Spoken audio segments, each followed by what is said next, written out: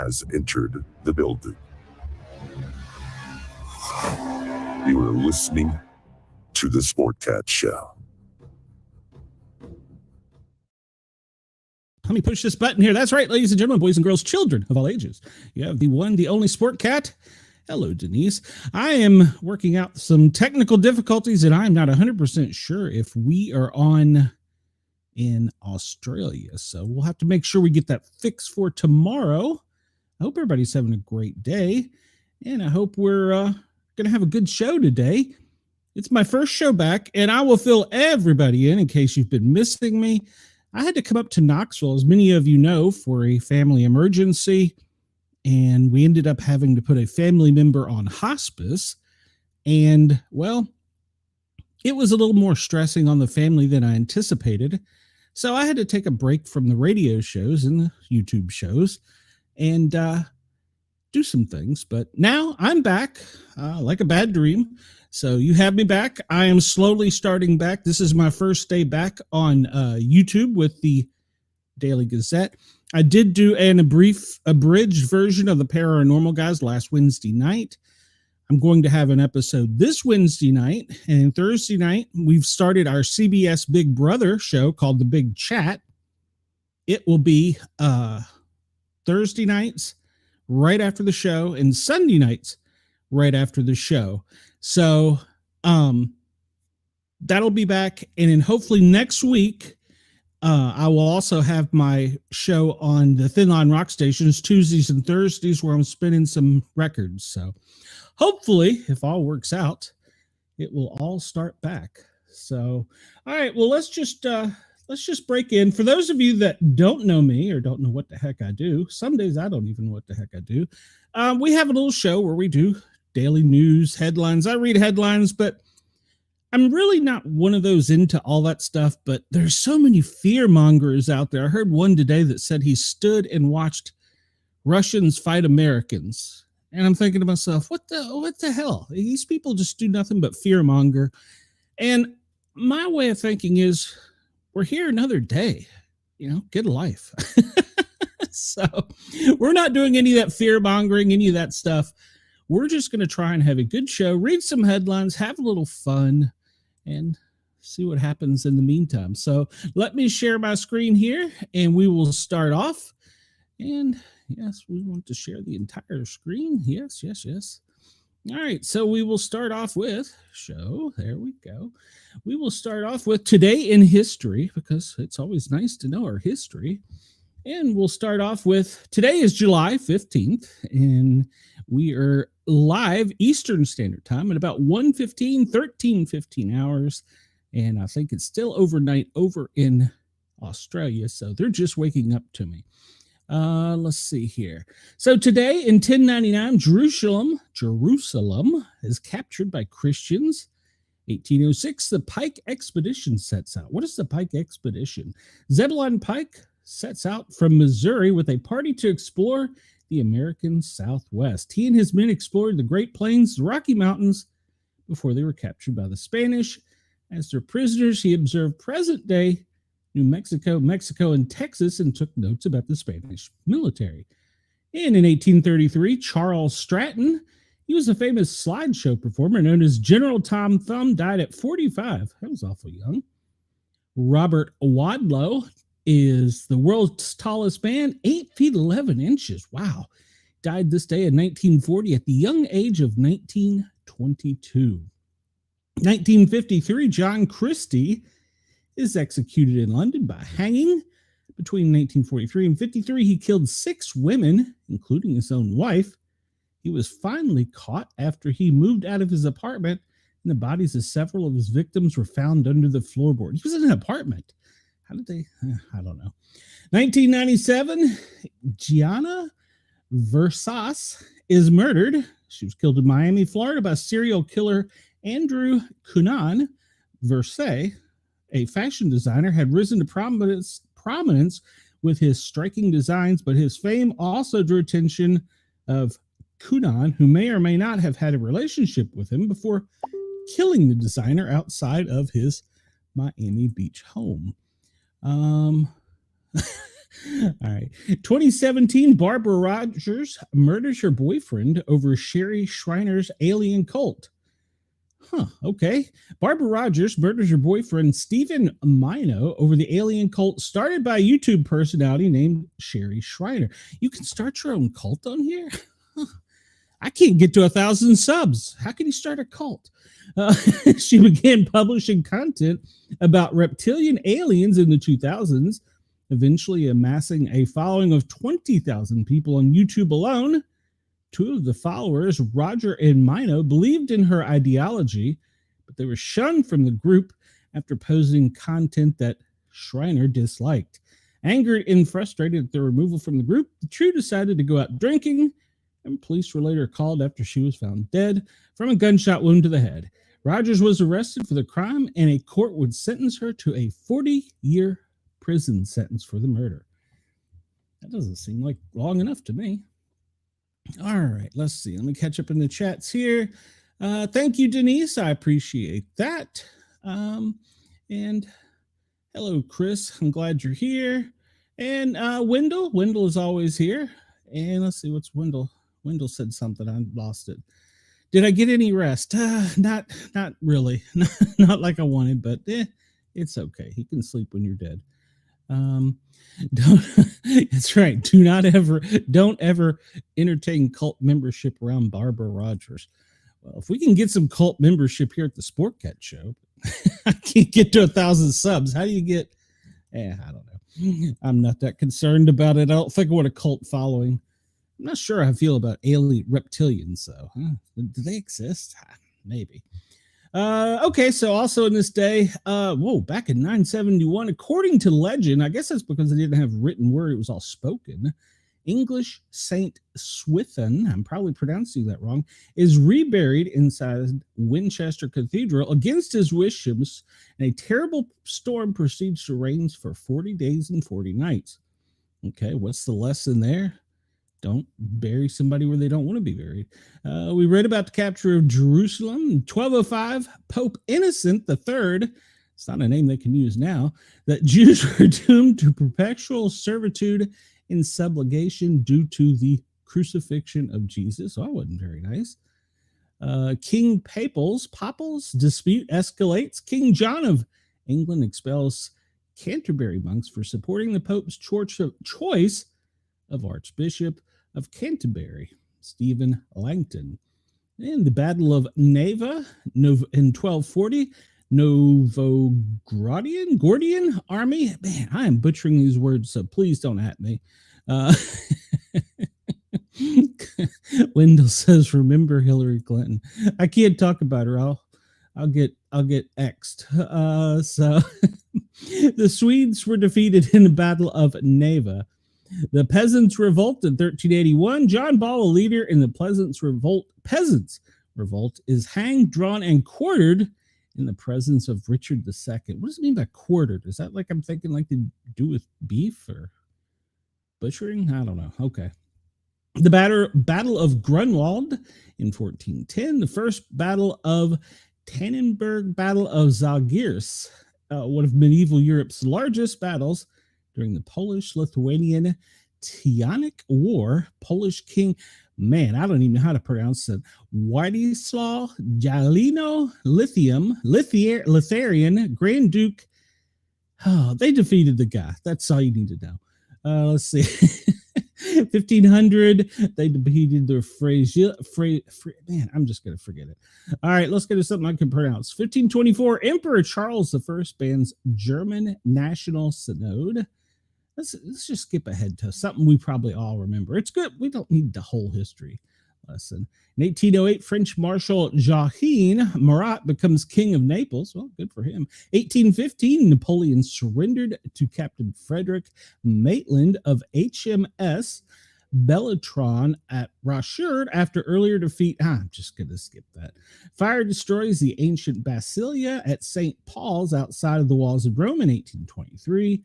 1830, Indian tribes Sioux, Sauk, and Fox signed Fourth Treaty of Prairie du Chien, giving the U.S. most of Minnesota, Iowa, and Missouri. Okay. And let's see here. President Davis orders service duty for the Confederate Army in 1863.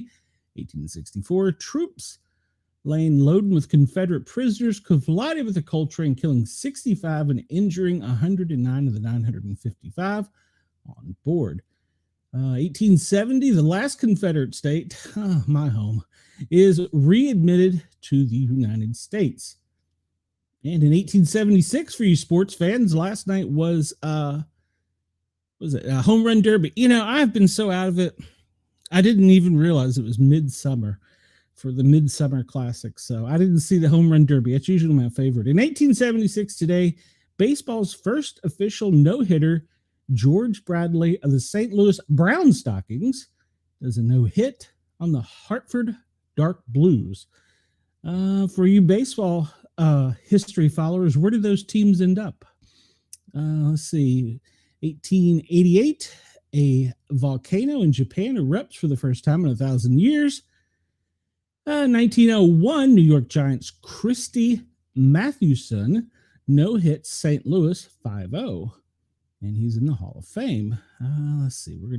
Tigers sweep the Senators in 1909. Detroit's future baseball Hall of Fame. 1909, Detroit's future Hall of Fame center fielder Ty Cobb smashes 2 inside the park homers to lead the Tigers to a sweep of the Washington Senators 9-5 and 7-0. You know, that's something you just don't see anything anymore, is in the park home runs. So that's very rare. 19 Chris will catch up on comments here. Chris says, my theory is in those days, 40 days and 40 nights of rain happened in anticipation of a future president 11,000 plus years later, reducing NOAA funding. Well, could be. Wendell says, stick with the U.S. names. And he says, oh, never mind. You done screwed it up. Yeah, I have. Thorpe wins the Olympics decathlon in 1912. American athlete Jim Thorpe is placed in top 4 in all 10 events for Olympic record 8,413 points to win decathlon gold medal at Stockholm Olympics, but it was stripped in 1913 and then reinstated in 1982. I guess because he played pro base. I don't know. Let's see. We'll skip ahead a little bit further here. 1915, the head of German propaganda in the U.S., Dr. Heinrich Albert, loses his briefcase on a New York City subway. An examination of its contents reveals extensive network of German espionage and subversion across the U.S. You mean in 1915 they had conspiracy theories too? Wow. 1918, World War I, Second Battle of Marne begins. 1920, Ruth ties his record of 29 home runs in a season. It's been way surpassed that now, hasn't it, Chris? They're up to like 40 in a season, but they've changed the baseball too. And in 1932, U.S. President Herbert Hoover cut his salary by 15%. In 1933, Wally Post begins the first solo flight around the world, completing it in 7 days and 19 hours. Wonder how long it would take now. I've never looked into that. Let's skip forward a little bit more, and we'll hit 1941. British Maud report, edited by physicist James Chadwick, approved, concludes an atomic bomb is feasible. Well, unfortunately, that's been the world's worst weapon. Let's see here. We'll just keep skipping forward. 1948, Alcoholics Anonymous is founded in Britain. In 48, Israel was bombing somebody else, Cairo. Israel's always bombing somebody. Yeah, just get along. U.S. President Harry S. Truman nominated for his first full term at the Democratic Convention in Philadelphia in 1948. 1949, WBTV, Channel 3 in Charlotte, begins broadcasting. Why is that so important? 1952, first transatlantic helicopter flight begins. Okay, that is a feat, because I don't think, well, I don't know. First commercial jet transport planes built in U.S. by Boeing 707 in 1954. In 1954, KOCO, KOCO TV in Channel 5 in Oklahoma begins broadcasting. Why are we so fascinated with 1954 WBOC in Salisbury begins broadcasting? 1955 WNDU TV in Indiana begins broadcasting. Wow, that's a big deal, I guess. 1960s Baltimore future Hall of Famer Brooks Robinson goes for 5 including the cycle, and the Orioles win 5-2 over the Chicago White Sox and haven't won since.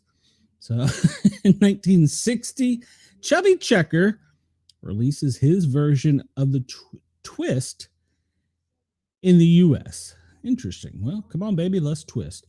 1960, U.S. troops arrive in Congo to help deal with political crisis after Moise Kapenda Tushambe Declaration of Independence for Katanga. This just proves, even back then, we were putting our nose where it didn't belong. 1963, KIT TV, Channel 8 in Arkansas, they begin broadcasting.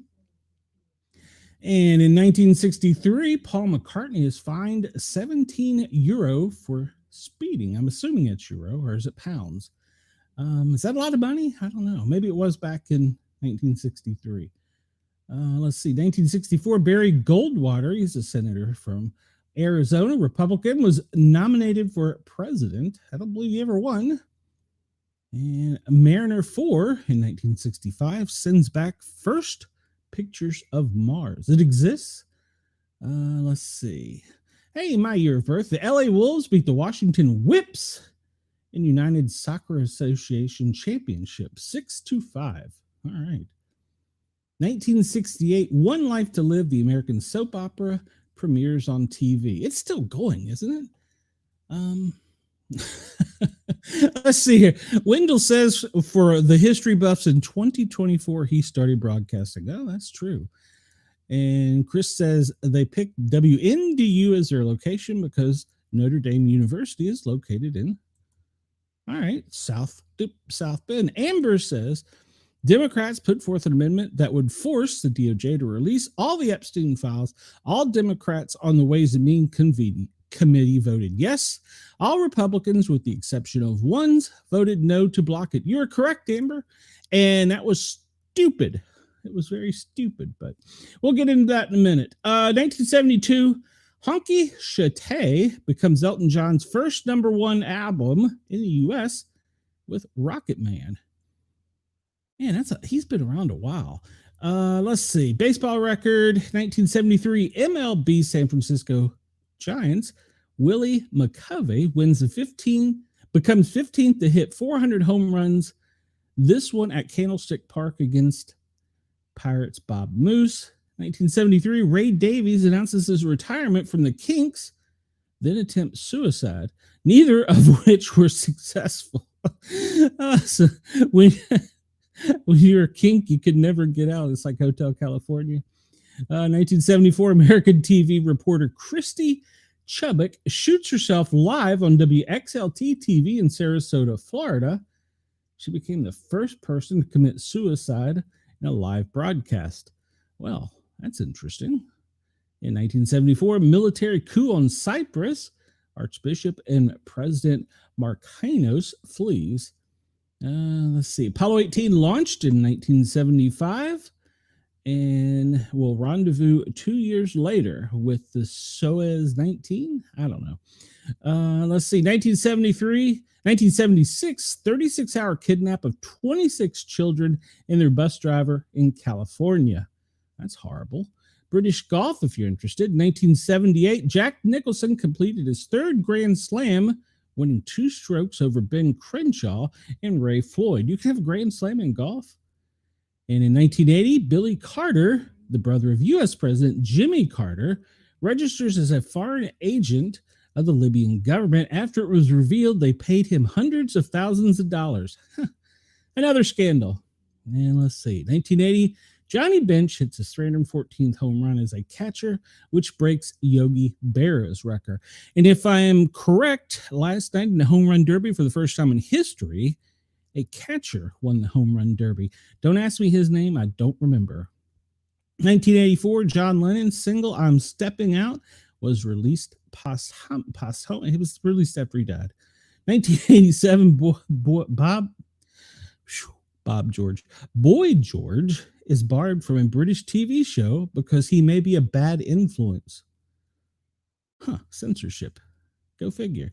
In 1987, John Poindexter testifies at the Iran-Contra hearing. We're still hearing stuff about that all these years later. All right, so we'll stir it up. 1988, Die Hard, directed by John McTiernan and starring Bruce Willis and Alan Rickman, is released in the U.S. So I'll get the chat stirred up. And you on X too. Was Die Hard a Christmas movie? I say it was. And Wendell says in 2025, Sportcat forgot how to talk during this broadcast. I think it's just first time back nerves. It's been a minute. So we've got a large audience today. In 1991, France performs nuclear test. When are we going to be banned? Oh, us? Well, probably already are somewhere. U.S. troops leave northern Iraq in 91. Did we ever really leave? World's first offshore wind farm begins generating electricity off the coast of Denmark in 1991. I'm not going to talk about genocide. That's depressing. And let's see, 1996, MSNBC begins Microsoft Internet NBC TV. Wow. 1996 also, southern Mexico had a 6.5 earthquake. And the inaugural game of Seattle Mariners took place at Safeco Field in Seattle in 99. In 2002, American Taliban John Walker Lind pleads guilty to supplying aid to the enemy and possession of explosives during the commission of a felony. Well, that's a pretty bad thing to do. 2005, Wedding Crashers, one of my most favorite movies, comes out. And what did it do? Brenda or Denise, she says, wow. I must have done something wrong. Let's see. Appointment of interest in 2005. After declining an offer to remain with the Anaheim Mighty Ducks, Mike Babcock is named head coach of the Detroit Red Wings. Let's see. Yeah, we've talked about that. Harry Potter and the Half-Blood Prince. 2009, Harry Potter and the Half-Blood Prince, the sixth film, was released in this day in 2009. 2009, a 7.9 earthquake rocked New Zealand, creating a small tsunami. And let's see. 2015, Korean pop star Psy released a single, Gangnam Style, becomes a worldwide hit, topping charts in 36 countries. I sadly remember that. Well, we are bad influences, Wendell. Let's see. We're going to talk about, let's try and stay a little lighthearted. In 2014, Israel announced they officially vetoed a ceasefire. They're still shooting. Good God, stop shooting. 2016, Stranger Things debuted on Netflix. That's a cool show. I'm behind, though. I need to catch up on that one. Let's see. And 2019, the first catcher in MLB history to hit 3 homers while catching and batting, leading off the Rays in 5-4 win over the Yankees. And that was the last time they won. So they just haven't been. And actually, I just read they just got sold. But they're going to stay in the Tampa Bay area. And this time in 2024, Trump picked Ohio Senator J.D. Vance as his running mate. And let's see, Kenya man also confesses to the murder of 42 women after the bodies of 9 are found in a rubbish dump. That wasn't very nice of him. All right, well, that's enough of that depressing stuff. Let's see what today is. And we'll do this real quick because he says all your fans are here. Yes, all of you are, and I appreciate it. I love every one of you. Let's see. Today is Social Media Giving Day. So what that means is you need to tell everybody about the Sportcat shows. They need to come over and subscribe, like, follow, and share. National Gummy Worm Day. I'm just really not a big fan of the gummy worms. It's Tapioca Pudding Day. I've had that once in my life. Isn't that like a tree root or something? It's National I Love Horses Day. National Pet Fire Safety Day. Now, that is something that we should take serious. You should put on your windows a sticker that says you have pets inside so that they know when they get on scene that they have pets to help. So, and it's National Give Something Away Day. I have plenty of things to give away. Mrs. Sportcat gave me away. She sent me to Tennessee and said, stay up there. So, just kidding. Mrs. Sportcat may have me back. I don't know. We'll see. And let's see. We talked about its celebration of the Horse Day, Developmental Disability Professionals Day. Well, that's why I'm on the air. Let's see. It's H.M. Sultan's birthday in lieu. Don't know what that means, but Be a Dork Day. I am very good at that. So today could be my day. And Denise says, I said, wow, the news reporter committed suicide on live air. Yeah, and wasn't there a politician that did that as well? National Clean Beauty Day. And it's gummy. I'm not a gummy worm person. National Respect Canada Day.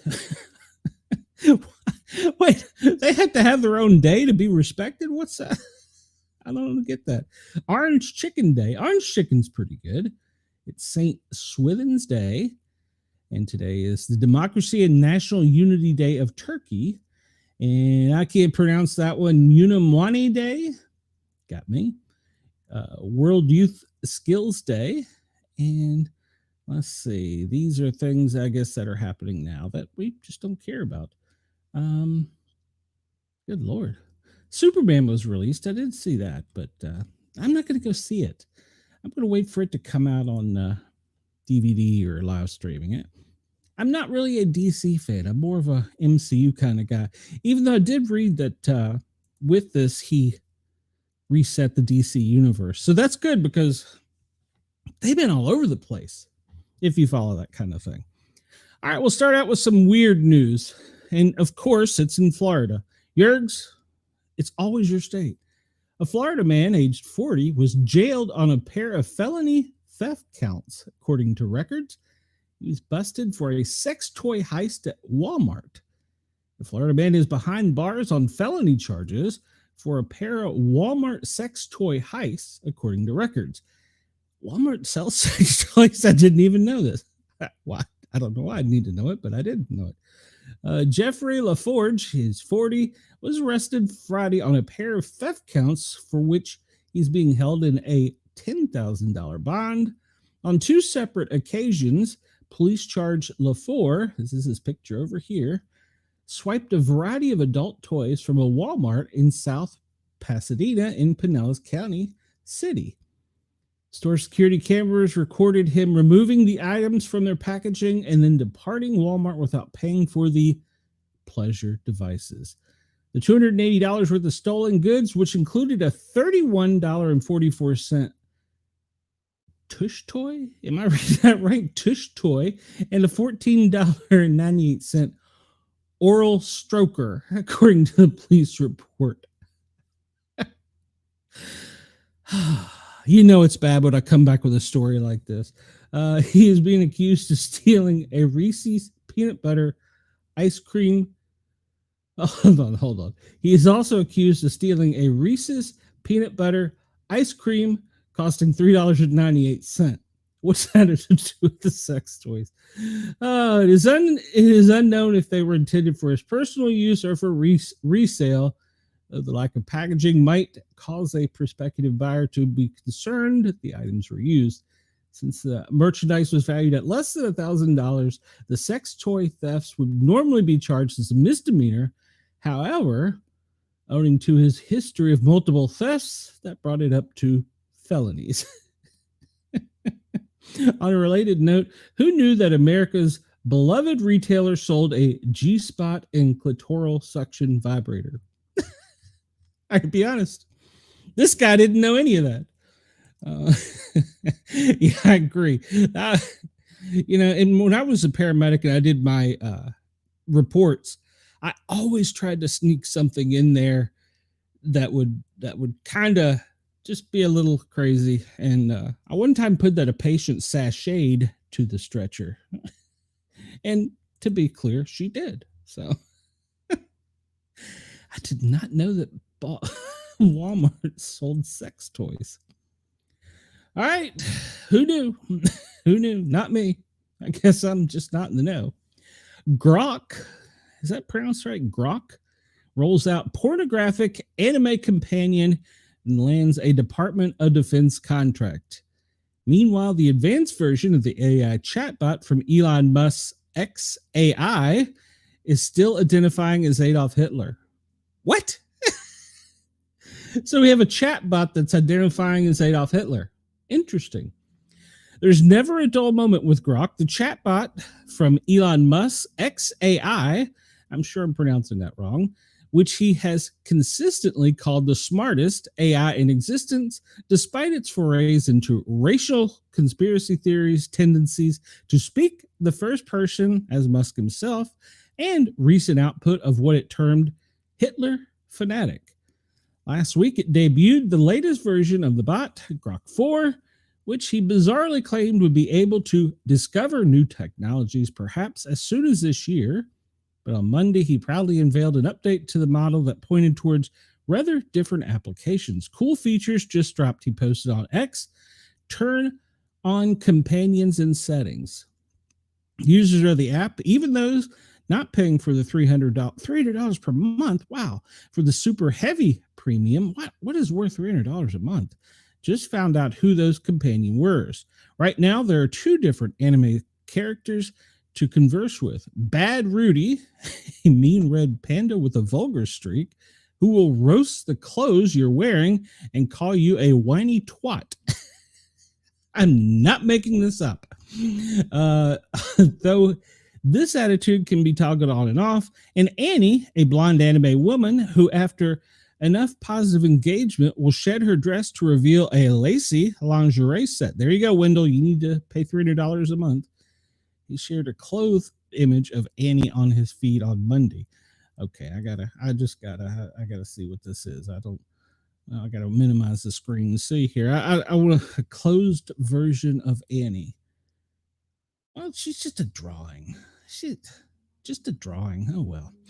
All right, so AI companions are nothing new. Apps such as Replica and Character AI offer similar interfaces. The spread of personalized bots has raised concern that sustained engagements with them can have severe negative effects, potentially leading to mental health crises and self-harm. Do you think? Really? Do you think? Those fears may be justified with the characters which seem to lack certain safety guardrail. One user has already demonstrated how even in kid mode and with NS non-safe for work content disabled, Annie will participate in conversations with sexual overtones, asking, "Want to keep this fire going, babe?" Okay. Well, yes, Denise, you are correct. It could have been worse. She could have been using them in stores. Wendell's loves Reese's. Well, I don't know. Some guy on Kick says that I could benefit from a larger stream if I would only give. Oh, he's cheap. He only wants $24 an hour. Yeah, go F yourself. Let's see. Of course, adults interested in striking up a relationship with Annie may well prefer the non-safe for work Wafu, I guess I'm pronouncing that right, version. It shows a progress bar indicating how well you and the bot are getting along. And as you leveled up, she gets flirtier and more risque. She will eventually strip down to skimpy underwear and describe more intimate physical encounters. Having discovered he could command the character to jump, one enthusiast complimented the jiggles physique in the animation, remarking that the AI engineers must be true gamers. Another asked, is it possible to undress her more? What? You've got the internet. What do you need? Oh, good Lord. Let's see. The Tesla humanoid Optimus robot could be given a silicone skin to replicate Annie in real life, he replied. Musk replied, inevitable. Critics, meanwhile, have mocked her as a... This show is really certain to take a twist today. As a made to get you off for gooners, a software engineer called her, the extinction of human species is looking me in the eyes. Well, turn her off. Called her the extinction of human, turn her off.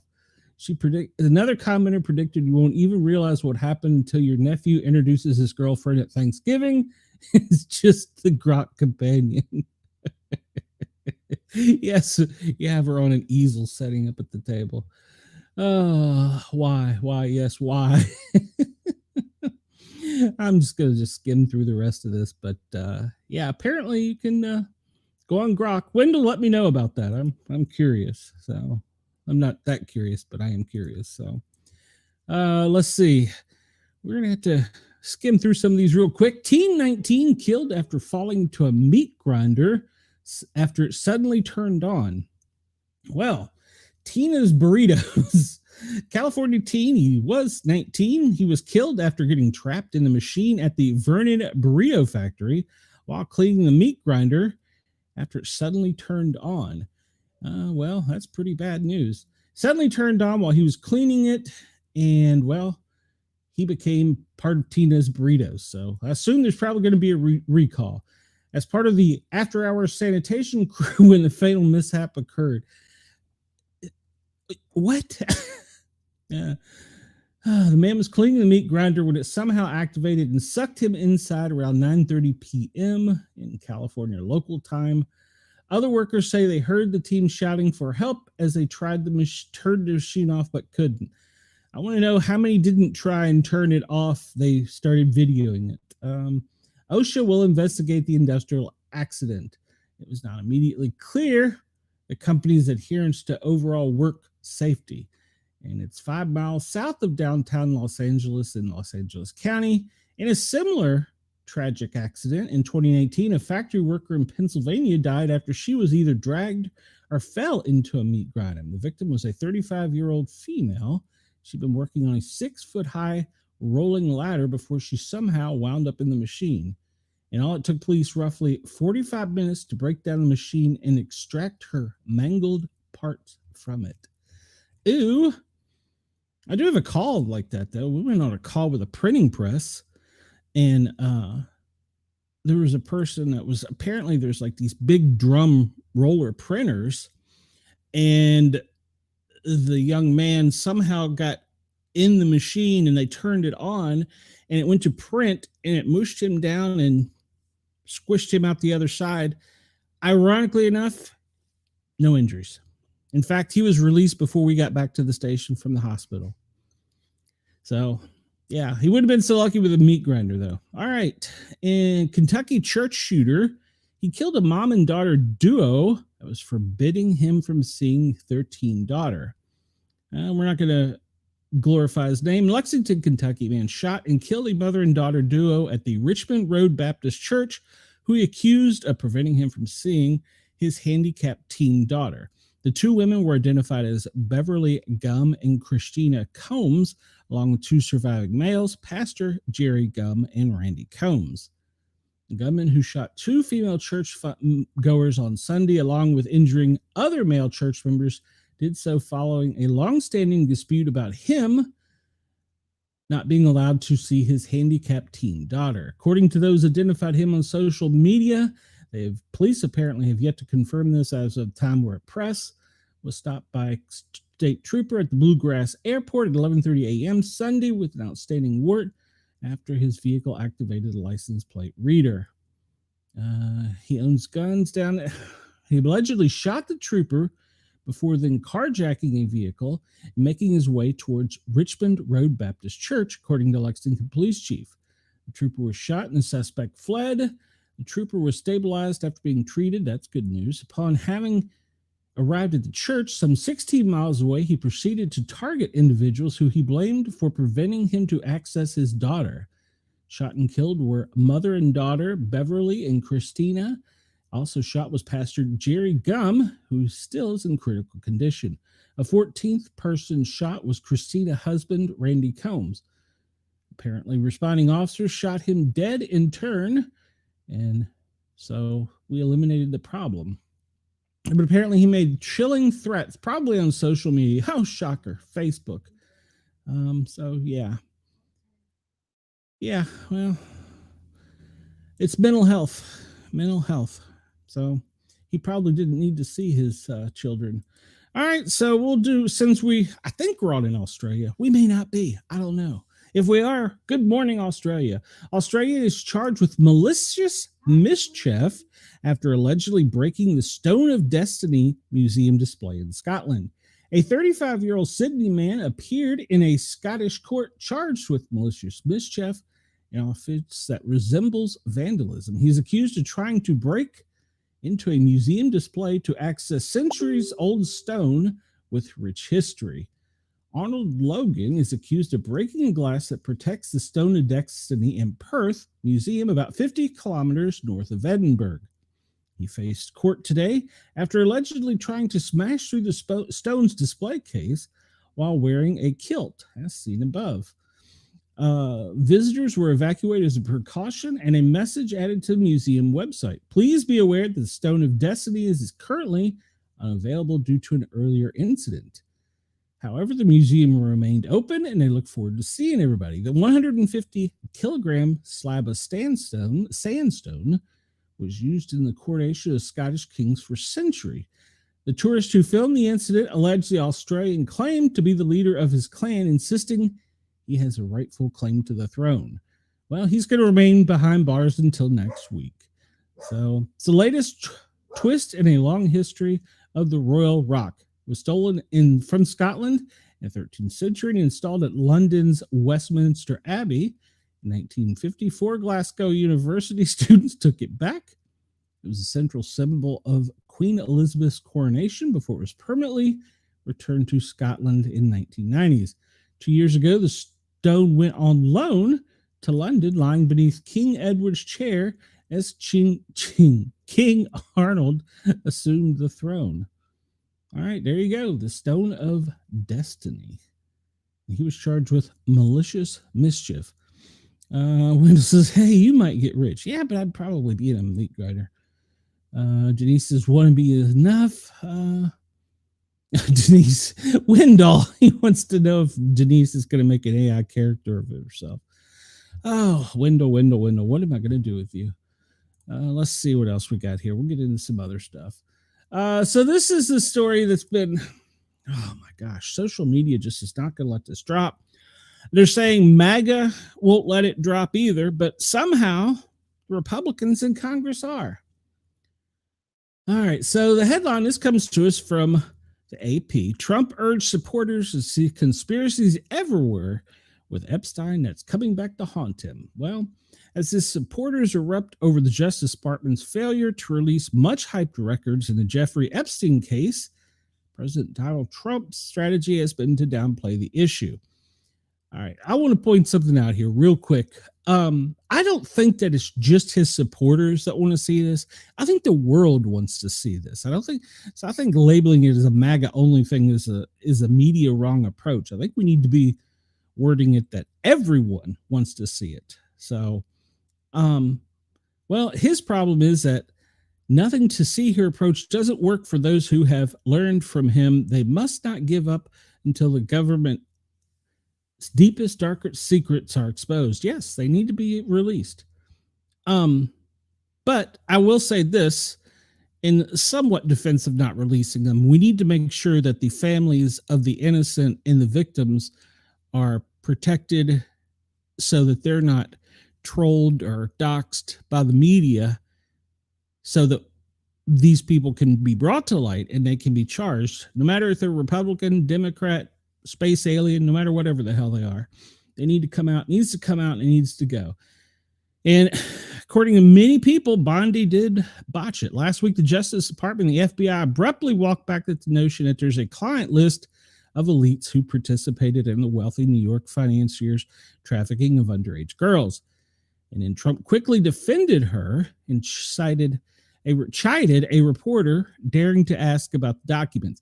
Now, I will say, as reference to that, probably wasn't the right theater to ask that question. But the question does need to be asked. Maybe not in that setting where the reporter was. The online reaction was swift, with followers calling the Republican president out of touch and demanding transparency. That's a fair assumption. On Saturday, Trump used his True Social platform to again call supporters off the Epstein trail amid reports of infighting between Bondi, FBI Deputy Director Dan Bongino over the issue.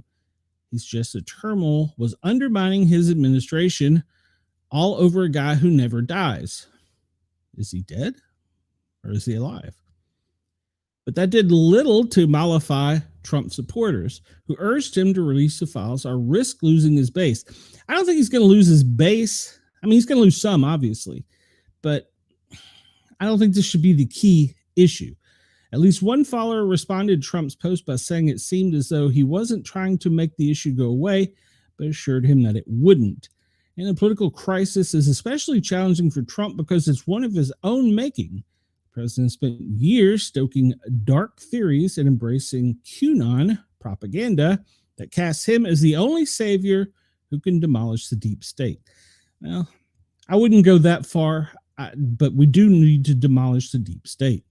Now that he's running the federal government, the community he helped build is coming back to haunt him. It's demanding answers he either isn't able to or will not provide. The faulty assumption Trump and others make is they can peddle conspiracy theories without any blowback, said Matt Dallek, a political scientist at George Washington University. The Epstein case is in a neat encapsulation. It is hard to put the genie back in the bottle. That's exactly correct. It's a problem that's not going to go away. And last week's 2-page statement from the Justice Department and the FBI saying they had concluded and that he did not possess a client's list. Now, there may be some truth to that too. It may not be a list or manifesto, but there is some type of documentation because this man, who many suspect is probably a double or spy agent, kept tedious records and used many things that were recorded for blackmail. But yes, it does need to be released. And some people are saying, well, they can't release it because the entire world government and Hollywood will collapse. Well, so be it. You shouldn't have done those things to children. I don't care who you are. So that just is just wrong. Let's see. We'll just skip on here. But they have set their own trap. They really have. They needed to. If you're gonna politic on this, you need to come clean and do it.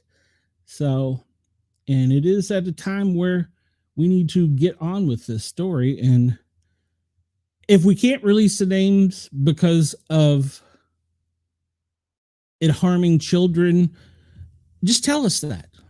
Tell us that, and then go forth with figuring out a way to make it. Ben Shapiro says Pam Bondi botched. Yeah, I said that. 8 ways from Sunday. Yes. Attorney General Pam Bondi botched the investigation into the late financier Jeff Epstein, failing to deliver on hype she created around the convicted child sex offender, according to the Daily Wire editor, Ben Shapiro. He blasted Bondi on an appearance on the Megyn Kelly show on Monday, arguing that Bondi placed the FBI and by extension the Trump administration in a no-win situation by teasing documents and evidence on Epstein and his alleged conspirators that she could not or would not, I'll insert that word, provide. I think Pam Bondi, this is him speaking, I think Pam Bondi botched this 8 ways from Sunday. I have not seen a bigger botchery of a rollout of a story, maybe ever, said Shapiro. I'm not blaming anybody who's upset with the fact they were told by Pam Bondi, at least by implication, that there was an Epstein list, that there were tens of thousands of hours in tapes and thousands of victims that more were coming, and then nothing happened. That seems to be on Pam Bondi. Agreed. Pam Bondi's public message in the months leading up to the release of the department conclusion on the Epstein created a gulf expectations and reality. Pam Bondi went on Fox News. At the very best, was unclear when she said that it was on her desk, then later said that it's sitting on. She said it was sitting on her desk, and later went back on to say that she wasn't clear about that. And then they handed out binders to social media influencers and touted that as the list. So, we'll just skip through this. But yes, she botched it. This comes from the Daily Wire. No matter who you are, Republican, Democrat, alien, whomever, needs to be out there. needs to be out there. All right. We're at the top of the hour, 2 o'clock, 1400 Eastern Standard Time. And it's still overnight. Good morning, Australia. Tom Holman sticks it to the political reporter and a spat over ICE agents wearing masks. This comes from the Daily Wire. Border czar Tom Holman pulled no punches. He usually doesn't. In a recent conversation with Politico's Dasha Burns, providing her with statistics and evidence when she suggested that Immigrations and Customs Enforcement were inviting criticism for wearing masks while conducting raids. He pointed to backlash against He pointed to backlash against ICE agents, which has led not only them being targeted in the streets, but them being targeted in their homes along with their spouses and their children, and argued, just as ICE Director Todd Lyons has, good Lord, stop, should be allowed some measure of protection. I agree. I think one of the things that has a lot of folks up in arms is that ICE agents, unlike other law enforcement agents, have been masked to protect their identity, Burns began. That is not something we've been really seen on this scale in this country. Do you? And then he interrupted her. Well, we never had a scale of attack on ICE that we have now. It's up by 700%. Attacks on ICE, doxing ICE agents. He interrupted her. Well, good Lord. Well, you have increased attacks on police officers well in the wake of the defund the police movement too, but they haven't put their mask on, she protected. And then he went on to say, name a police agency that has a 700% increase in assaults. Name one, you can't. And then she conceded that she hadn't looked into the data. Well, to be fair, she needs to. And he went on to point out that it wasn't just the agents themselves who were being targeted, although that would be serious enough, but activists and extremists were also doxing their family. You won't find one. The attacks on ICE is unprecedented, 700% increase. And we're not even talking about the doxing of agents, their spouses and children. So they're wearing masks to help them give some sort of protection. The same people that are complaining about ICE wearing masks are the same ones wearing masks. That's a good point. Leads me to a question that, like, do you have concerns that and then let me answer this. He interrupted, pushing back. Did they say anything about the mass protesters, all right, that became criminals on college campuses that threatened Jewish students and took over buildings, destroyed property? They were all wearing masks. Did anybody pass legislation saying they can't wear a mask during a protest? No. I thought in New York they had a thing where you couldn't wear a law. Maybe I'm wrong. So he concluded that they're trying to make this country safe again, and they're being vilified for it. We're not going to tolerate it. Zero tolerance on this. And I will say this, as a first responder, it is a concern. We were at times told to wear T-shirts and we were just firefighter paramedics, so that people couldn't see us to determine who our families are. There's another professional kick promoter that just wants me to send him money. Well, how about this? No. All right, so let's get on to some better news. Medals for heroic Texas flood have been issued.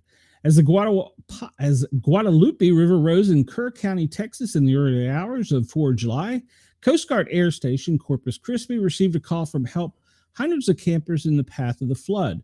The 4-person crew, Rescue 6553, and an HC-65E Dolphin helicopter were dispatched from the station, flew 150 miles through the dense storm, relying on instrumentation only for navigation. After attempting to reach the hardest hit area 3 times, a harrowing flight that took 7 hours, the crew finally succeeded, opening up a lifeline for hundreds of people, including children, to escape the rushing water. On Friday, the crew members received 2 of the highest honors for aviation heroism, with 2 receiving the Distinguished Flying Cross and 2 giving the Air Medal. In the face of the devastating floods in Texas, the Coast Guard air crew courageous actions saved the lives and reaffirmed their vital roles in protecting American communities. Admiral Kevin Lindsay with the Coast Guard, he's the acting commandant. According to the service, the crew finally punched through using weather radar capability and led Army helicopters to reach stranded campers, including young girls and counselors from Camp Mystic, the Christian summer retreat where at least 27 have died. Pirate Lieutenant Ian Hopper, co-pilot Lieutenant Blair, Oglethorpe, aviation survival third class Scott Ruskin, and aviation maintenance technician third class Seth Rees worked tirelessly to gather survivors and ferry them to safety, with Ruskin in his first major operation as a Coast Guard member. Congratulations to him. And he's also a paramedic, by the way. Staying on the ground to coordinate the evacuation of 165 people. The crew directly rescued 18, according to the service. I had a job to do, he said. All these people are looking at you terrified with a 1,000-yard stare. They want some sort of comfort, someone to save them. For their efforts, Homeland Security Director Kristi Noem presented the Distinguished Flying Cross to Hopper and Ruskins and air medals to the others. This is what the men and women of the Coast Guard do, she said in a news release Saturday. The selfless courage of this crew embodies the spirit and missions of the Coast Guard. That is correct. And they do more than just guard the coast. So good for them. I'm glad that they're being recognized. We go from a story reading about how they shouldn't wear a mask to a story where still Homeland, and they do enforce customs and immigration. The Coast Guard made a heroic rescue, and we're glad that they were there. They helped out a lot of people, and it's really ironic. That was the paramedic's first mission, so good for him. What did Wendell going on? Okay. Hey, you might get rich. Wendell says Misty would if she knew how. So would Brenda and Shay. I guess he's talking about making AI things. All right. And yes, Wendell, they are heroes. And this story comes to us from Task and Purpose. First woman to fly as an Air Force Thunderbird. Then she got mysteriously sick. Nicole Malachowski thought she would retire as a general, but a tick-borne illness has led her unable to fly and made her an advocate for prevention, awareness, and erasing stigma. Good for her. She made her name as the first woman to fly for the Air Force Thunderbirds, the service flying elite, demonstrate teams who perform air shows around the country. She also flew 180 combat hours, instructed F-15 pilots, and served as military aide to the former First Lady Michelle Obama. All of that came to a screeching halt in 2013 when her body was overrun almost overnight by chronic pain, leaving her fighting for her career and her life.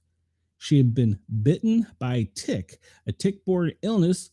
Though she didn't know it yet, she went from being an elite fighter to losing her ability to read, write, experience hallucinations, and balance issues, eventually being unable to get out of bed. She was medically discharged from the Air Force in 2017 as 100% unfit for duty due to the chronic systemic tick-borne illness. She writes, I should be wearing my nation's uniform, maybe still flying as an old general. I should be leading airmen. Millions of dollars invested in me as a fighter pilot, millions wasted because of lack of education and awareness on tick-borne illnesses. She said, you just don't lateral a 20-year fighter pilot from JP Morgan Chase. You have to grow a 20-year fighter pilot. The Center for Disease and Control estimates that nearly 500,000 people are treated for Lyme disease every year. Between 2019 and 22, they received reports of more than 4,600 tick-borne illnesses from state and local health departments. Wendell, you need to be careful out there. The public health department, now back up, the public health burden of tick-borne diseases is considerably unreported because of surveillance and current diagnostics, according to the NIH. They said the CDC receives more reports of Lyme disease cases annually, but the true incidence is probably 10 times that number. And it goes on to state that many of them are underreported, and each state reports individually to the CDC, and service members' uniforms are treated with pesticides. I did not know that. And the DoD provides free tick identification and testing services at its clinics. And then local units can request specific training materials provided by the Defense Health Agency. Not a month has gone by over the last 6 years, at least, that I'm not helping another airman, soldier, sailor, or Marine, or military spouse with this issue. I'm the go-to person for tick-borne illnesses. Why am I the go-to person, she said? What cohort of the American public is exposed to more global vectors than our service members and military families? And why then is the DoD and the Veterans Affairs not leading in this space? And she was bitten in 2012 while stationed at Seymour Johnson Air Force Base in North Carolina. She had flu-like symptoms and a rash on her base. She went to the doctors on base, and I distinctly remember them saying, "We don't have Lyme disease in North Carolina." Yeah. You'll hear that from a lot of states. That was the instant I would become chronically ill for the rest of my life. Her health deteriorated in the following months. She felt pins and needles, become clumsy, and couldn't fight the right words, had a panic attack at the grocery store. Doctor interpreted, her first Lyme disease case is negative. She got a brain scan and told she may be developing MS. She went to her next assignment at the Naval War College in Rhode Island. And then lightning struck twice when she pulled a tick off her right thigh. The tick ironically saved her life because it gave her the evidence she needed to get permission to see doctors at one of the only tick-borne illness-focused clinics in Boston. She sat outside the former Air Force Surgeon General's office until he authorized it. Well, good. They should. She was diagnosed with 5 tick-borne pathogens. The infection spread to her brainstem, threatening her sensory and motor functions and her life. She was given 3 months of antibiotics to directly the central veins near her heart. Wow. And the information I would bring them, the more they would fight me. She has lingering symptoms, but is substantially better since the treatment. She now has a mission to fight the stigma that tick-borne illnesses patients face, appearing seemingly healthy while dealing with chronic symptoms and being dismissed as Lyme loonies. She's correct there. So she's become the leader and the spokesperson for tick-borne illnesses. And that's great for her, but I really wish she had went on to continue her career and maybe become a retired general. So, hello, KG. Let's see. Chris says only protesters should wear a mask. Well, that's true. And it's something that happened to someone who's done so much good. Exactly. But I guess it's part of their job. All right, we're going to hit another military story, and I think we're going to get to our normal stuff. I thought this was important because I want everybody to see that I'm not just one-sided. A drill sergeant under investigation after having soldiers do push-ups under a MAGA flag. Yeah, that's wrong. The Army has launched an investigation after a drill sergeant posted a video. Why was he so stupid? Of soldiers being hazed beneath the MAGA flags, which runs afoul of multiple military regulations prohibiting partisan political activity in uniform on federal property. Staff Sergeant Thomas Mitchell on Friday uploaded the video to TikTok. Why? Showing a group of trainees performing push-ups and burpees in full body armor under a banner that read, "This is Ultra MAGA Country." The video was later deleted, but shortly afterwards he posted a second video showing same exercising at the same location, this time with the flag removed, with the caption, "Cry about it." The U.S. Army is an apolitical organization, Jennifer Gunn, a service spokesman, said in the statement. Displaying of partisan political materials in government facilities, including training areas, is prohibited under Army regulations. We will investigate this matter and address it in accordance with the established policies to ensure compliance with the standards of conduct and maintain an environment free of political influence. I would like to know how old this guy is, but yeah, so he did this to TikTok.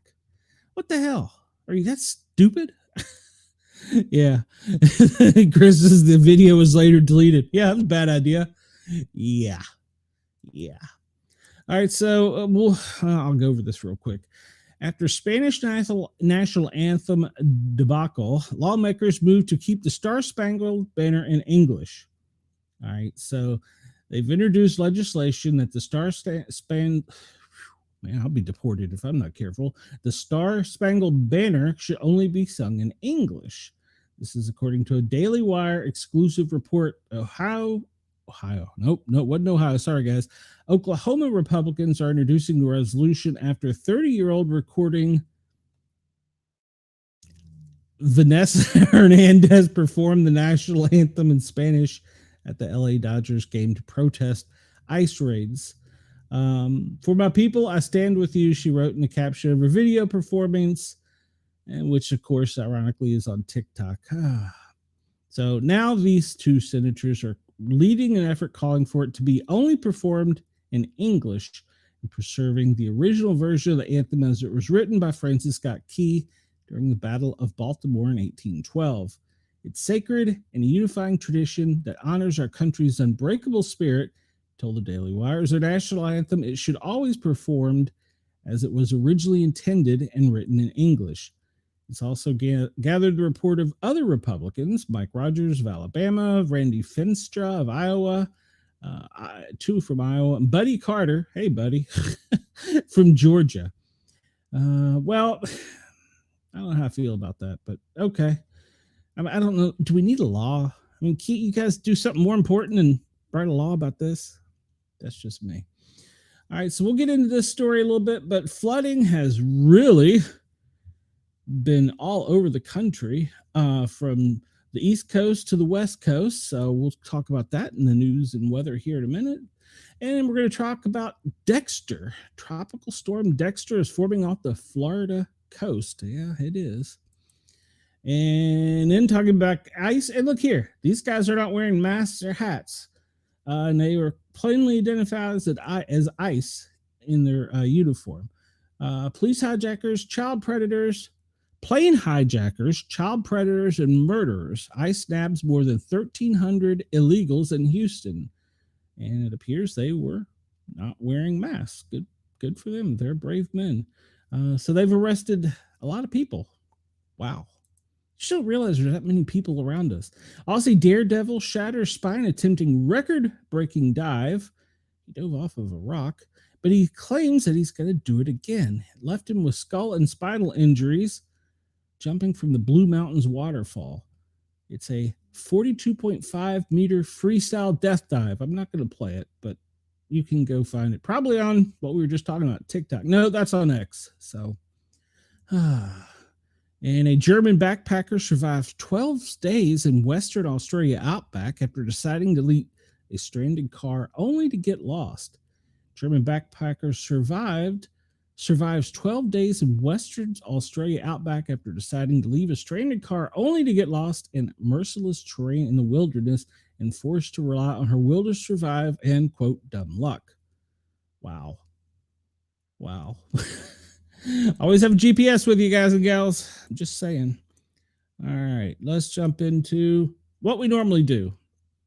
Denise wrote, yes, it is no joke. You are correct, Denise. It is no joke, and we're not making light of it. We think that people need to take it serious because it is out there. But I think I said hello to KG. I'm pretty sure I did. All right, so this is what we do normally. This is our daily operations brief. We're a little news heavy today because I wanted to come in hot with hopefully some new people following us. So I was hoping that my talk about topics of event would stir up some more supporters of our show and help spread the word. So, all right. So today is Tuesday, July 15th. This is the daily operations briefing from FEMA as it was presented to the president this morning, minus the secret squirrel stuff, which they don't give me.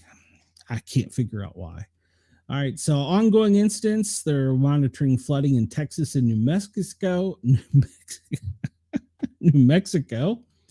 Excessive rainfall, flash flooding in southwest Texas, upper Mississippi Valley, mid-Atlantic, and southeast. It's, pretty much the southwest and northeast. The plains are getting it as well. There's fire weather in the southwest and Great Basins, and there's a tropical disturbance in the Gulf of America. They've got no new declarations, and I say this is because we've probably been a little late on reporting here on the Daily Gazette. I'm pretty sure that there's been disasters declared pretty much in the Midwest everywhere. Flash flooding in Texas and New Mexico. Slow down. Evacuation orders are still from July 13th in effect. Oh no, they have been lifted and search and rescue operations have been resumed. And I think we've talked about this before, but a lot of people say, well, why isn't FEMA there? Why isn't FEMA there? We probably are, but we're staged somewhere safe and have to be given permission to go in. We as we say, self-dispatch. We have to be set up a command post, a communication center, and then the teams that are specialized in certain things have to be moved to certain areas.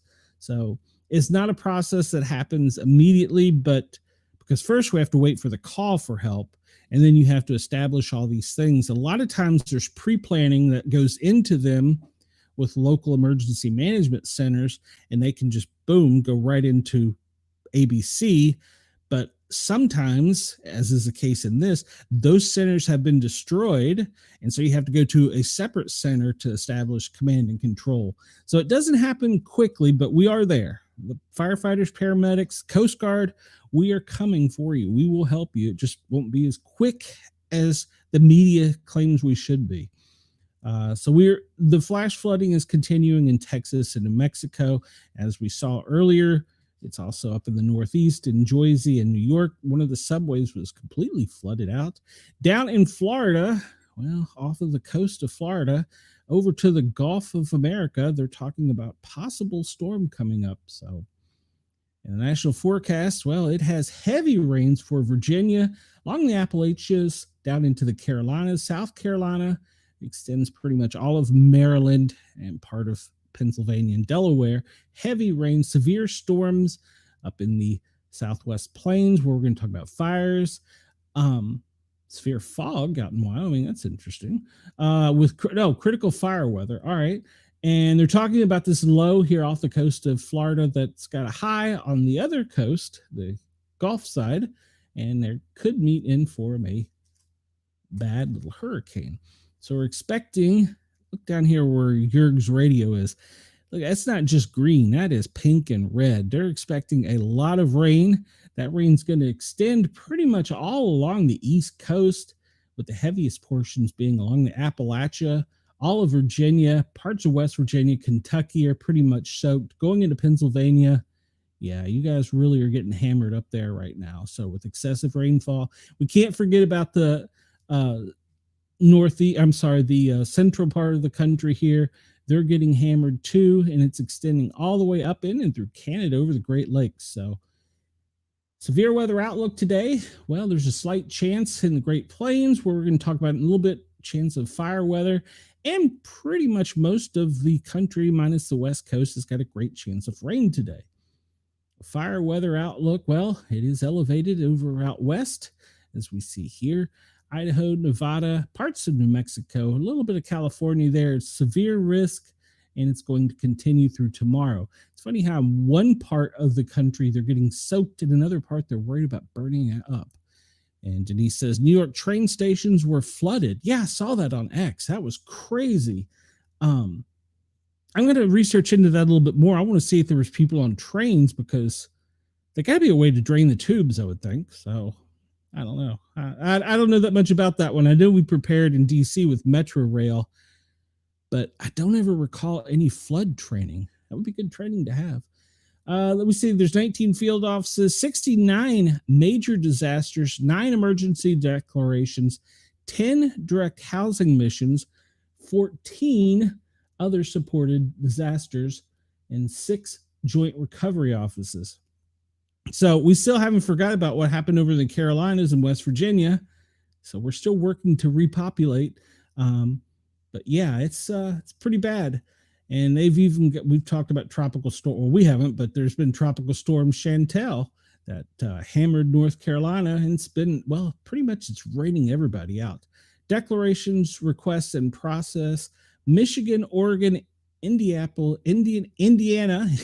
Kentucky, Maryland, Kansas, West Virginia ×2, Missouri, and then I guess that's Rhode Island, and yeah, so Oklahoma. So yeah, it's going to be a soaker for everybody. All right, so the next thing we jump to, because we got to hurry this up, is the president's daily schedule. And 9 a.m. was the normal wake up and in-pool camera time. And by the way, right before coming live, they had an emergency and they cleared all of the media from the White House and cleared the White House grounds, property, the lawns. They shortly cleared it back open to reporters. And as when I went to air, I didn't hear, I'm sure that my buddy over on X and here on YouTube, Penguin 6 will have a good story about it this evening. So I'll pimp him because not only he's a friend, he does some great videos for behind the scenes stuff that I really enjoy being from the Washington, D.C. area. So at 9 a.m., the press was called. Then 11:15, the out of town people were called over to Joint Base Andrews. And then at 11:30 a.m., the Secret Service orders a lockdown. Okay, so they've updated this. Secret Service orders a lockdown of the White House campus. 11:56, they locked everything down. 12:30, the president departs en route to Pittsburgh. That's interesting. They didn't lift it before he went out. He went to Pittsburgh and actually to Joint Base Andrews, then to Pittsburgh. So, wow. 2:12, he's going to arrive at Pittsburgh. He's already there. And 2:30, right about now, he's participating in an inaugural Pennsylvania Energy and Innovation event at the Carnegie Mellon University in Pittsburgh. Only pre-credentialed staff and media can get in.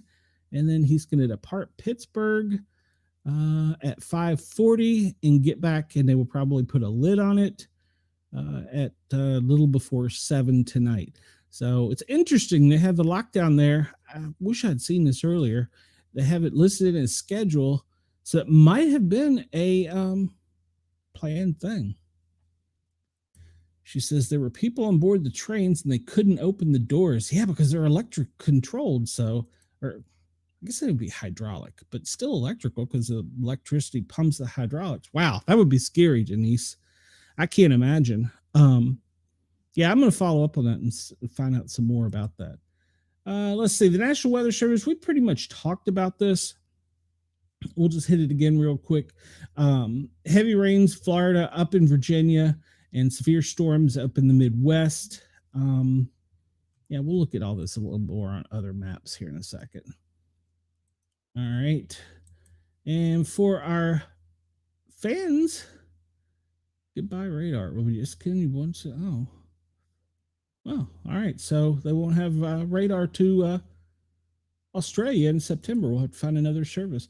All right. So slow internet connection. Yeah, you think I've got 10 million windows open and I'm streaming. So it's mostly a dry day, but chilly in Australia, but it will be warming up a bit. It's going to be clear, sunny skies, and the rain is going to push out that was across the central part of the west or east coast there, and it will warm up as the day goes on. Right now, it's still sleepy time over there, but the rain that is there should be going away. We'll look at the radar. We'll look at another version, a little bit better here. Chris, nobody has seen a lockdown as amazing and beautiful as today's. Many people have been talking about it. Many people. It was a great lockdown. Chris, you're being silly. Maybe that'll be tomorrow's picture for the show. If anybody wants to generate an AI picture of the White House with like a big circle and a thing on it indicating it's locked down, not that we're saying anything bad would happen to it, but send it to me. All right, there's our current radar. Let's just look at some other ones here. I like the others better. So this is the Weather Service, what is predicted for today. And as we see here, pretty much all of Virginia, rain. Down in Florida, rain. Over where you're at, Wendell, slight rain in the middle of the state of Alabama, extending over down into Louisiana, Arkansas, central Mississippi. Up in the northeastern North Dakota, they're expecting some, what is that up there? Floods, extreme gale warning. No, gale warning. Sorry, it's not gale warning. I'm going to click on it because I don't know what the hell it means. Won't tell me. There we go. Oh, well, we're looking at small craft advisory. I was right. All right. So I'm not as stupid as I think I am. Let's go back. Nobody comment. I am that stupid. Yes. All right, so we'll move on because we're running out of time here. This is today's run of maps. This is the Torcon. We'll highlight it here. And you can see down here's the National Weather Service. And this is the NATO cast, which I believe is the Weather Channel. And you can see that the slight chance of tornadoes is up into the Great Lakes, extending up into Canada. So but it's only a slight risk. But they are expecting some severe winds coming down from the Great Lakes back over to the Midwest. So be aware of that. And there's a chance of significant hail today as well. So if you're up in the Midwest, pay attention. Currently, look at current temperatures here. Notice how red it is. Atlanta 93, about 90 where I'm at here. Wendell, you're down in the 90s in Alabama. Mississippi's Jackson is 94. My son is way down here in Florida. It's only 87 there. Let's see. The hottest place for today appears to be Los Angeles, 100 degrees. Woo! What a hot one. How hot is it in Vegas? 93. Up in Vermont, it's in the 80s. So you know it's hot. It's going to be hot up there. They're showing this tropical low developing and moving across central Florida up into the Gulf of America, where then who knows where it'll go. All right. And let's zoom down here to our friends in Australia. And we'll see. Whoop. Zoom out a little bit. We'll see it's pretty cool there as compared to the US. And right now in Brisbane, it's 49. We're looking at Fahrenheit. Sydney, 48. Canberra, 36. Melbourne, 47. And over on the other side, Perth, 57. 59 further up the coast. Port Hedron, 66. Broome, 68. Darwin, 77. The middle of the Northern Territory, it's in the 50s. So down in South Australia, it's in the low or high 40s. So it's still chilly down under. So I'm not going to try and do an accent. Y'all make fun of me. So especially Wendell. Look here at some of the most recent alerts real quick. And Wendell, you're out of here. Well, we're glad you were here, Wendell. If you're already gone, hey, I'm sorry I didn't get to say goodbye. But we'll see you tomorrow, Wendell. And in Tennessee, in Cock County, Smoky Mountains, there's a special weather statement. That's probably going to affect me. In the Carolinas, there's a special weather statement. Flooding in Minnesota, Wisconsin, and Severe is issuing a special weather statement. That's not far from me. And Chris, there you go. I know we've missed it. In Montgomery County, Maryland, they just did a test. So, all right. Georgia, North Carolina, special weather statement. Flash flooding all the way up in North Carolina, Virginia, Kentucky, heat advisory in New York. So not only you're getting flooded, it's hot while you're doing it. Oh, God, the humidity must be horrible. Heat advisory in Connecticut, New Jersey, and New York. And then they pushed out the special weather statements again for the Carolinas and all of Virginia. And in Florida, well, just dig in because it's probably coming to be a hurricane. And my son's going to be trapped down there and not be happy about it. So hopefully he will be okay. All right, look at current radar conditions. I would say, Denise, yeah, and you're getting flooding. Good Lord. The humidity has to be horrible, Denise. All right, so we'll zoom in a little bit and we'll see that, well, pretty much across central Florida, Orlando right now, they're experiencing some rain, but that's going to continue. This little this little low over here could possibly turn into hurricane, and then we see this activity here in the Gulf of America. So heat advisory straight up the gut of the country in the south, from Alabama all the way over to Arkansas. And we talked about the one that the heat advisory up in the New York area, extending all the way up into New England area. So flood warnings in much of Virginia and Maryland. And we'll go over into into the west. Lake wind advisory, we talked about that. I thought I was being silly. Heat advisories issued for the west coast. Yeah, I can see that with 100 degrees temperature currently in LA. Yeah. Red flag warnings for pretty much pretty much all of the central part of the Midwest there, which means there's a good possibility for some more fires. Let's look at where the lightning is right now. Boy, this one is really popping down in the Gulf of America. Virginia, you're getting hammered. We'll zoom in a little bit here. Along the Appalachia. Oh, I didn't realize it was that close to me. In the Appalachia on the North Carolina side, it's getting hammered on the mountains. Over on the coast, looks like they're getting some significant weather extending up into Virginia Beach. That's going to move up into much of central Virginia, then out through the Northeast, through the Washington, D.C. region. So Cincinnati, you got some storm activity, and it looks like here in Indiana, getting really hammered. So the storm down here in the National Forest is really popping, and it looks like it's really hopping over in the Smoky Mountains side. Up above me, also another little storm. I did not realize it was that close today. So, and like we said, down in Florida, these two storms just sitting here waiting to come together and be nasty stuff. That's going to be bad. So, all right. So we talked about, I'm going to refresh this. We talked about the lightning, and right now the worst areas hit with power outages is in California with 22,530. There's got to be more than that, people without power. Earlier it was California and Texas. So, and I'm sure that this is brought to us by poweroutage.us. You can go and check, and even like if you find your state, you can zoom in on it and see in what parts of the states where it's worst. And you can even get down to your county level, for instance, and look at it. So it's a good website to use if you're concerned about power outages. But right now it looks as though California is the worst being hit in the country for power outages. We did talk about heat, and up in New York where Denise is, it's a warm one. And we're looking at pretty much down here in the Gulf of America, all along the coast of New Orleans, extending up into the heart of Alabama, Mississippi, extending even into the Appalachia region from Atlanta up into the Northeast, just shy of us here in Knoxville.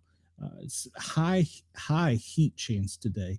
So be out. If you're outside doing something, please remember to drink lots of water and hydrate, because this time of year you can become sick really quick. And dehydration is more than just being thirsty. It can cause other problems. So, and on the same hand, drinking too much water can cause certain problems. So be very careful, but stay hydrated.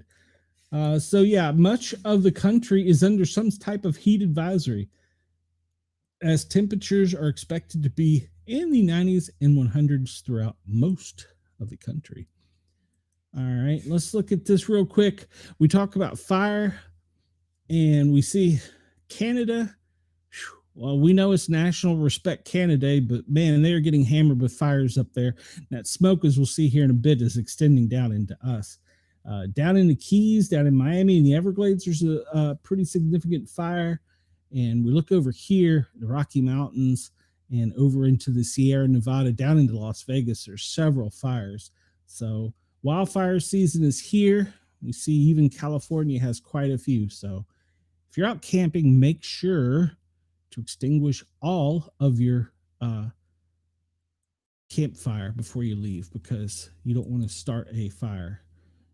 And let's see here, the smoke map. This is incredible to me. I'm going to zoom it out a little bit. Look at all these fires up in Canada, and how that smoke is just sitting there. And that's really because this low off of Florida and this high off of Florida, off on bilateral coast there, is pushing the smoke up. But if you see, it's going pretty much across the country up out into the New England region and up. There's a lot of smoke and red flag warnings out there today for respiratory problems. So, and speaking of that, the air quality, well, we see Canada's pretty bad. Chris, up by you from Chicago, going all the way up along the New England coastline into Maine and out, it's pretty bad days. Miami down there where that fire is, off the coast of the Carolinas, that's interesting. Well, it's probably because the sand that's coming in. Down in Monterey, up to Houston, the air quality is not that great. I don't think this shows anywhere else, does it? No, but the next one does. All right. I'll refresh this to make sure I got that.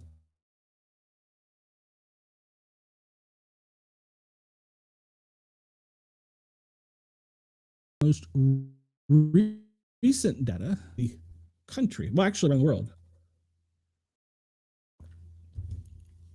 Turn off these air quality stations, and you can see, we see coming out of the Sierras that dust is pushing up along the coast. That low is pushing up along the coast and inland. And then it's also pushing it in through the Gulf of America up through the center part of the country. The smoke from Canada is pushing down. So right now, it's probably one of the worst days we've had in quite a while for air quality for much of the country. Down here into Australia, and there's some fires down in Australia, but for the most part, that low sitting off of the west coast is keeping the smoke pushed out to sea. Down in the east coast, that front down there is pulling it off to the side. So Chris says his Alexa gave him an air quality warning for the past 2 days. What am I supposed to do? Stop breathing? Well, wear a mask, Chris. So. Say that sillily, but I don't mean it sillily. Sillily? I don't mean to be silly about it. All right, so National Hurricane Center, I'm just going to call this one. They're sitting on this one a little bit because they don't know what it's going to do. Several models have it going across the state. Others have it going up the coast. Several have it going up the center of the country, in the south, actually. So they're sitting on this saying that it just looks pretty bad. So they're putting the tropical weather out there and saying the chances are 40 to 60%, although other meteorologists, I'm not a meteorologist, by the way, are saying that the chances are much greater and that the Gulf of America should be battling and preparing for something to come. But National Hurricane Center is kind of sitting on it, saying there's only a small chance. All right, we'll enlarge this. This is our favorite. 2020 burned me out of the mask idea. I will risk it. Good call, Chris. Good call. This is, and for those of you on any of Yarg's radio, and if I am broadcasting live on Radio Australia, this is the famous wind map. It shows us in real time current wind conditions across the big, beautiful blue globe. Chris, you'll get me going. We can zoom in and see how off of the coast of Florida up into the northeast, the winds are extending along the coast, slightly inland, but the one down in the Gulf of America is pushing the wind straight up pretty much through the heart of the country in the south up into the northeast region into Canada. And we go down to our friends in Australia. Maybe. Here we go.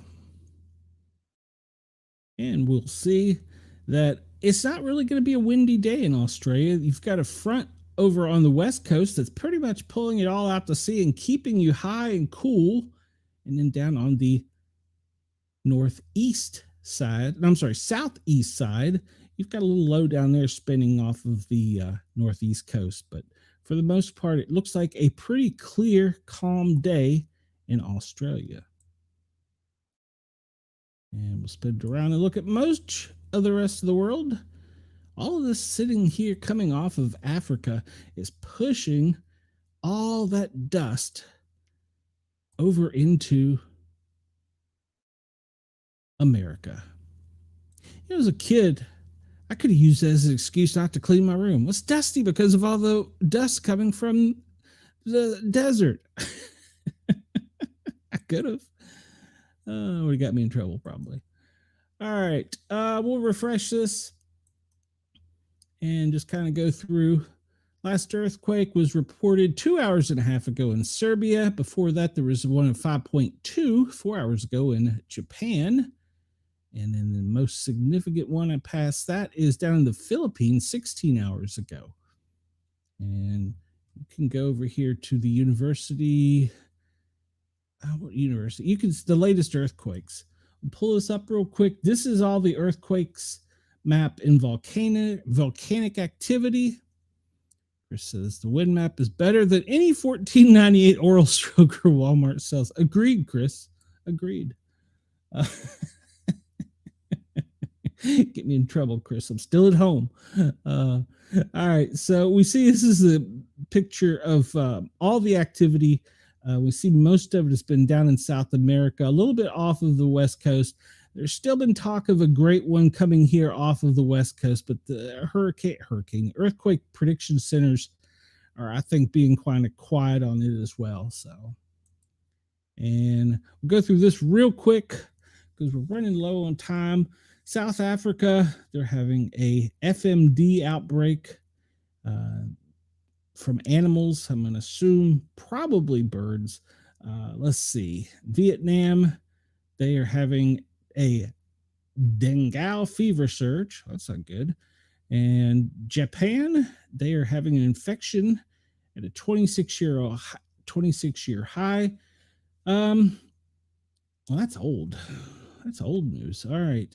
Burundi, I don't know what that means. Some kind of incident, epidemic. In India, second suspected Nipah death virus, 543 are under surveillance. And we get down into Barbados. Scarlet fever is not spreading in Barbados, so that's good news. And a child with measles has died in the UK. In Haiti, well, it's been a mess down there for a while. Sudan, well, heavy gunfire blast heard in the capital. Syria, well, what's new? More shooting, more violence. Yemen, hey, shocker, they're still shooting off down there. And the Kentucky killing we talked about yesterday. It was yesterday, right? Yeah. And then several injured a couple days ago as a driver plows through a crowd at an anti-ICE protest in New Jersey. I didn't really know much about that one.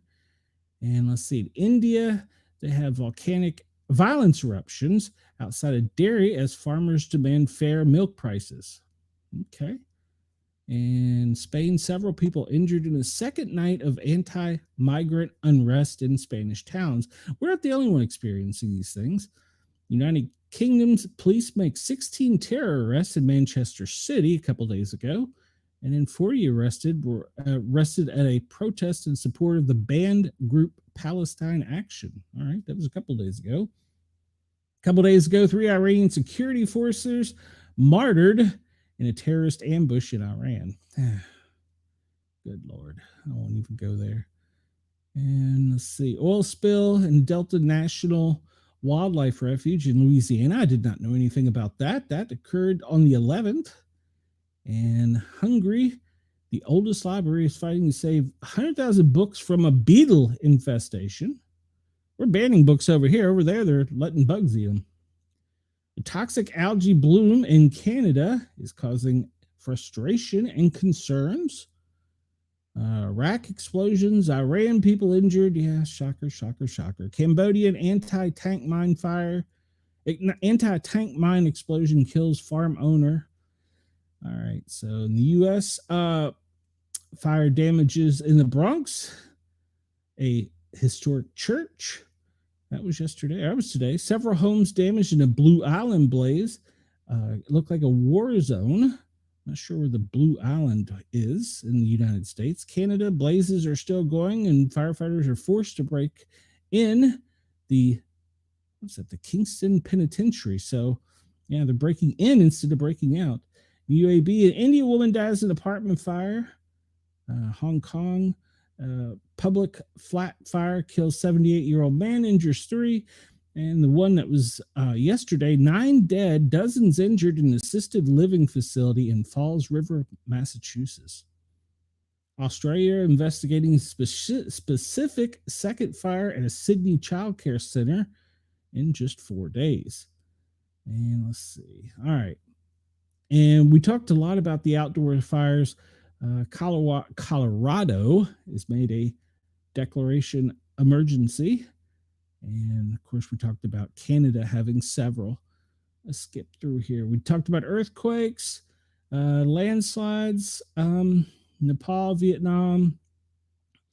The Spur volcano erupted down in off the west coast in the U.S., but it's still we're still sitting on a major volcano explosion, I'm afraid. Flash flooding in New York, dangerous flash flooding in Jersey and New York. So be aware of that. Flooding, pretty much the United States. Flood.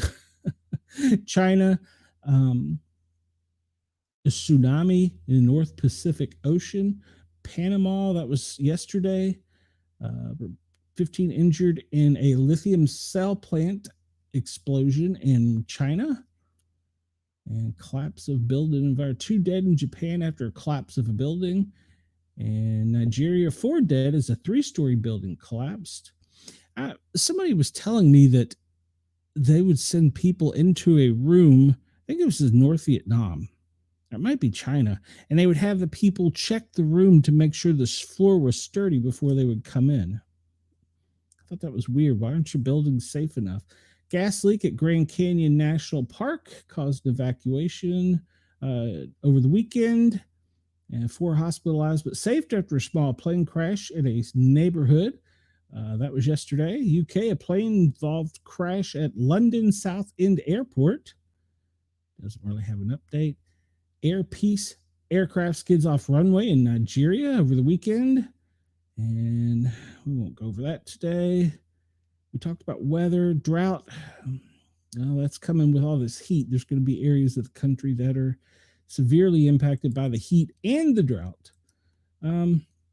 This colorful map, running short on time here, so there's a couple things I did want to go into.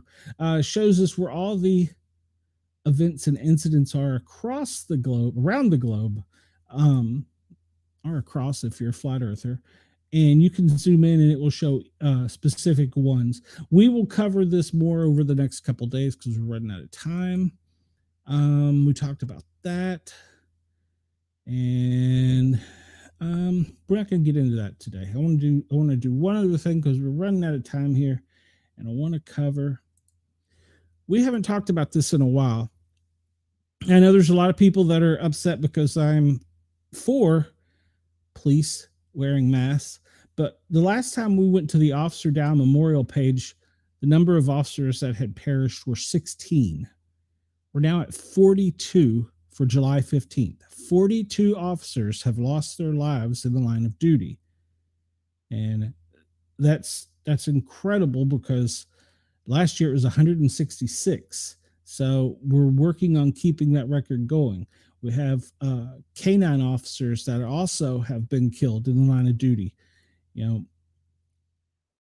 we need to be more specific on our laws protecting law enforcement, and we need to help our law enforcement because they're not getting recognized.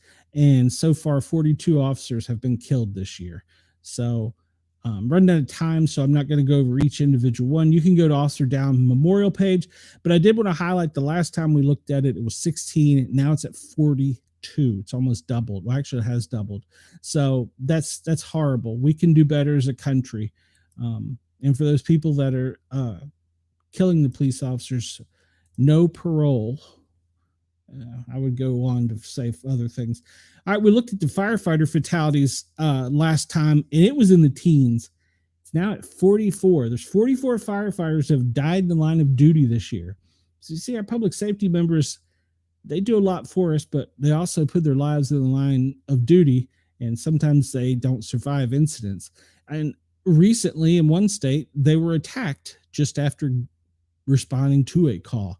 That's a actual new common thing. We've prepared for that in public safety, and we never thought we'd see it, but we have prepared for it. I saw one department was issuing for firefighters and paramedics bulletproof vests that were black and yellow that clearly identified them as fire or rescue. But then the thought was, well, they're not going to they're just going to head shoot us. So unfortunately, that's the world we live in. But we could, if you want to go into this is the National Fire Academy, the U.S. Fire Administration. I know a lot of people are probably bored with this, but as a public safety member, 44 this year. That's 44 too many. A lot of them not only are just fires, but they're in accident scenes where people are not paying attention and striking them on the highway. So, yeah, we need to be more mindful and pay more attention. Let's see here. Where am I going next? I guess we'll jump over here to this as we're going out. We always talk about this, but cyber threats and cybersecurity, as you can see here on Bitdefender, we are just getting hammered from, it looks like Asia, and they're looking to get anything they can at our infrastructure, or perhaps even our medical facilities, or sometimes even the public safety centers. I believe Over the weekend, Pennsylvania, the entire 911 system was down for the weekend. So, yeah, the cyber threat is real, and we are currently being attacked heavily. If you look down there at the bottom, you can see the red is attacks, yellow is infections, white is spam. That spam is up from what we normally see. Usually it's not too bad. You can't hardly make it out, but we see that the spam is really hitting. So don't click on any links that you don't know what they are, or if you're not expecting a message from your bank or PayPal or Venmo, whomever, don't click on it. Go to the site, check your account in other ways, but don't click on links. And the newest one going around is the thing about telling people that they have to pay a toll or they're going to lose their driver's license if they don't, follow this link to pay for the toll. Well, that's a scam as well. So if you have tolls, pay them. But if you get that text, go to the state website and look at the state website directly. Do not click on the link. A lot of elderly people have been fooled by that one. And the most recent one that I've been following is this one is for the elderly, is they will receive a call and they will answer it and they will say, is this, Beatrice Smith? And you will go, yes. And then they'll record your voice and then they'll ask you another question. You say no. And so what they're doing is they're using AI to capture your voice so they can call and use your voice, whether it be against your relatives, or a lot of times people will receive call, hey, Aunt Flo, I'm in a car wreck. I need you to wire me $1,000, and Aunt Flo will fall for it because it sounds like their nephew or their son or whomever. So that's a really popular AI thing. They're getting smarter and smarter, so you need to be smarter and smarter. If someone calls and says, is this Sportcat? Who? Do not do yes or no's. Do not do yes or no's. And Chris, you're correct. You're correct. Do not accept $600,000 offers from princes. Yes, I had one on the show the other night. And then the guy right behind him was wanting to sell me subscribers for $30 an hour. Denise says, yes. Yes, they are trying to capture our voice. AI is trying to...